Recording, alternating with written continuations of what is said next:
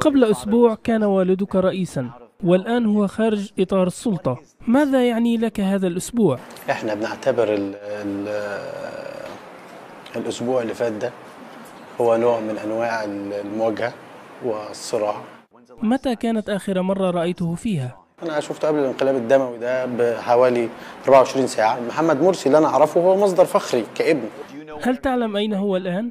أعرف إن هو قيد الإقامة الجبرية في أحد الأماكن العسكرية. محمد مرسي اللي ما انتخبوش في الإعادة هو كسب 51%، ففي 49% ما انتخبوهوش، دول 12 مليون. طبيعي 30 يونيو مش ثورة. لن يستطيع التاريخ أبدا، ولم تجرؤ لا الإدارة الأمريكية ولا غيرها إنها تسمي 30 يونيو ثورة أبدا. ليه؟ لأن مفيش ثورة في الدنيا كلها بتجيب حكم عسكري، مفيش ثورة في الدنيا كلها بتلغي الصناديق. في فرق بين الأخطاء وده وارد، وبين الجرائم. مرسي's ريجيم ما ارتكبش جرائم.